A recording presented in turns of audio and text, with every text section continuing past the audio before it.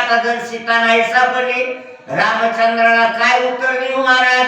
सीता कुठे म्हणून सांगू? असा लक्ष्मण असताना विचार करायला. ती पुसो जाता वडी तव वृक्ष ठाकरले फळ पुष्पाणी, जनी अंतरल्या जगनी दीनवदनी अपत्य. हे भक्तीचं खरं स्वरूप आहे. भक्ती ज्या ठिकाणी नाही, प्रेम ज्या ठिकाणी नाही, भगवंताचं नामस्मरण नाही महाराज, ती वसाड जागा असते. ज्या वेळेला सीतेचं हरण झाले त्या वेळेला जे झाडे हिरवेगार दिसू लागले, एका सत्यामध्ये वळून गेले, खाकरून गेले त्या ठिकाणी. सरपण झालं महाराज त्यांचं त्या ठिकाणी. फुलाला फुलं नाही त्या ठिकाणी, फळ नाही झालेला. ही अवस्था सीता गेल्यानंतर झाली. म्हणजे भक्ती एकदा हृदयाची बाजूला गेली.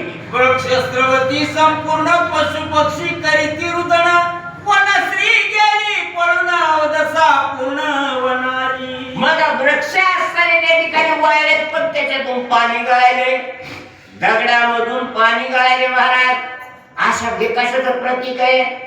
कारण सीते भक्ती या ठिकाणी निघून गेलेले याचं दुःख आहे महाराज. सीता हरण केले त्या ठिकाणी, अहंकाराने सीता हरण केली त्या ठिकाणी, भक्ती हरण केली त्या ठिकाणी, म्हणून दुःखच आहे महाराज. सीता जर नसली, रावण जर असला तर मरेपर्यंत दुःखच आहे. पक्षिणी पडल्या पारदिया हाती, पिल्ली चर पडती फडफडती, देवी नेलिया सीता सती झाली उपती. असे म्हणून लक्ष्मणा त्या ठिकाणी विचार करून सांगा त्या ठिकाणी महाराज कशी उपत झाली, कसं संकट आले त्या ठिकाणी. ज्याप्रमाणे पारधी असतात महाराज त्या ठिकाणी पक्षी पकडणारे, आणि ते पक्षी असणारे त्या ठिकाणी दोन नरमादी त्यांनी पकडावा.